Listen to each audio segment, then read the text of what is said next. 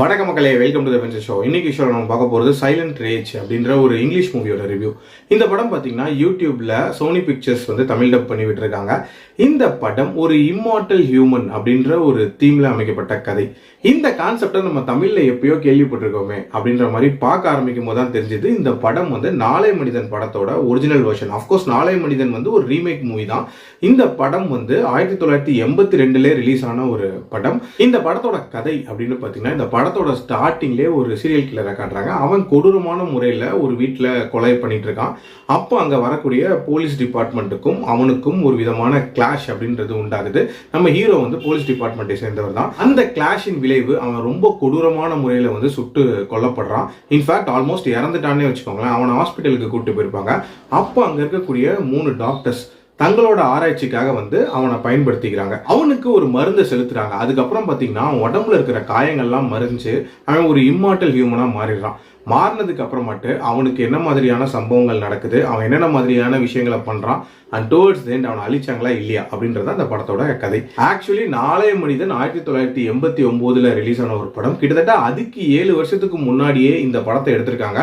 உண்மையிலே அந்த immortal human அப்படின்ற கான்செப்ட் அந்த பீரியட் ஆஃப் டைம்ல கண்டிப்பா ஒரு வித்தியாசமான முயற்சி அப்படின்னு தான் நான் பார்க்குறேன். அதுலேயும் பயங்கர இன்ட்ரெஸ்டிங்காக அந்த கதையை ப்ரெசென்ட் பண்ணியிருப்பாங்க. அதுலேயும் குறிப்பாக அந்த ஜான் அப்படின்ற அந்த கேரக்டர் பார்க்கறதுக்கே டெரரா இருக்கும் அப்படின்னே சொல்லலாம். தமிழ்ல அஜய் ரத்னம் அந்த கேரக்டர் பண்ணியிருப்பாரு. இதுல பிரையன் லிப்பி அப்படின்ற ஒரு நபர் நடிச்சிருப்பாரு. உண்மையிலேயே சூப்பரான ஒரு பெர்ஃபார்மன்ஸை வெளிப்படுத்திருப்பாரு. பார்க்கறதுக்கே பயங்கர டெரரா இருப்பாரு அப்படின்னே சொல்லலாம்.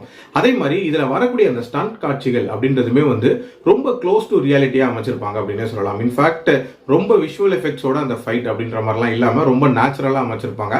அண்ட் டுவர்ட்ஸ் தி எண்ட் அந்த கிளைமேக்ஸ் முடிக்கிற விதம் அண்ட் அந்த நபர் ஒருத்தரையா என்னென்ன பண்ணுவாரு அப்படின்ற அந்த போர்ஷன்ஸ் எல்லாமே ரொம்ப நீட்டா அமைச்சிருப்பாங்க. ஓவரால் 2 ஹவர்ஸ்க்குள்ள முடியக்கூடிய ஒரு கிரிப்பிங்கான வாட்சா தான் இந்த படம் இருந்துச்சு அப்படின்னே சொல்லலாம். இன்னொரு இன்ட்ரெஸ்டிங்கான ஃபேக்ட் என்ன அப்படின்னா, அந்த ஒரிஜினல் வெர்ஷன் நாளைய மனிதன் இருக்குல்ல, அதுக்கு சீக்வல் அப்படின்றது இவங்க பிளான் பண்ணியிருக்காங்க. பட் எடுக்கவே இல்லை போல இருக்கு. பட் தமிழ்ல அதிசய மனிதன் அப்படின்ற பேர்ல ரிலீஸ் பண்ணியிருந்தாங்க. உண்மையிலே அதுவும் ஒரு வித்தியாசமான படமா தான் இருந்துச்சு அப்படின்னே சொல்லலாம். ஓவரால் இந்த நாளைய மனிதனே நீங்க பார்க்கல அப்படின்னா கண்டிப்பா இந்த படம் ஒரு இன்ட்ரெஸ்டிங்கான மூவியா தான் இருக்கும். நெகட்டிவ்ஸை பொறுத்த வரைக்கும் பாத்தீங்கன்னா அந்த லவ் போர்ஷன்ஸ்லாம் கொஞ்சம் லேகா தான் போகும் அப்படின்னே சொல்லலாம்.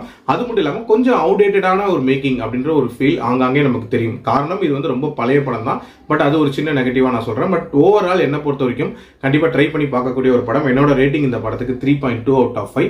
அடல்ட் கண்டென்ட்டை பொறுத்த வரைக்கும் ஒரிஜினல் வெர்ஷன்ல அடல்ட் சீன்ஸ் இருக்கு போல இருக்கு. பட் நமக்கு இந்த தமிழ் டப்டு வெர்ஷன்ல எல்லாத்தையும் கட் பண்ணிட்டு தான் போட்டிருக்காங்க. ஸோ ஒரு கிளீன் வாட்சா தான் இருந்துச்சு.